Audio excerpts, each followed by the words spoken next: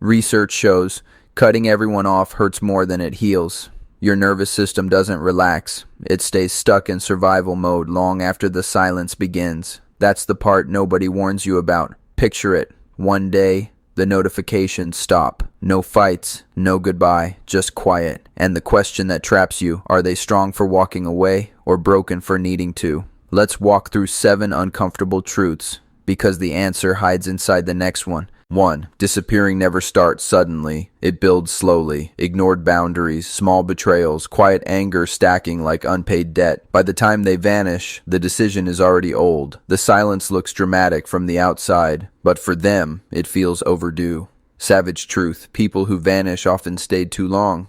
2. Vulnerability once felt unsafe. Avoidant attachment rewires closeness as danger, so instead of asking for understanding, they practice disappearing, not because they don't feel, but because they feel too much. They crave deep bonds, yet leave the moment it feels real. 3. Cutting off is control. When life feels unpredictable, removal feels like power. No people, no triggers, but avoidance doesn't erase pain, it freezes it. Isolation feels powerful, until it starts echoing. 4. Loneliness isn't about missing people. It's about missing safety. They don't miss conversations. They miss not having to armor up, so solitude feels safer than being misunderstood again. 5. Memory ignores boundaries. Blocking someone doesn't block the brain. Attachment circuits replay scenes at night. Silence becomes loud. Cutting everyone off doesn't bring peace. It just moves the conversation inside your head. 6. Self-respect versus self-exile. Boundaries protect. But when every relationship ends the same way, the pattern deserves attention.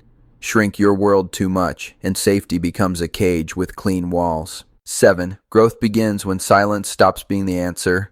Healing isn't erasing people, it's learning to stay without self-betrayal. The strongest aren't the ones who disappear, they're the ones who can say, "This hurt me," without burning the bridge down. Line that lingers. Solitude can save you, but only if it teaches you how to return. If this feels uncomfortably familiar, ask yourself, are you protecting your peace or protecting an old wound? If this psychology makes you feel seen, not judged, you already know why people stay here. Subscribing isn't just clicking a button, it's choosing clarity over noise. Did cutting people off make you stronger or just quieter? Because self-aware people don't just walk away from pain, they learn to face it without losing themselves.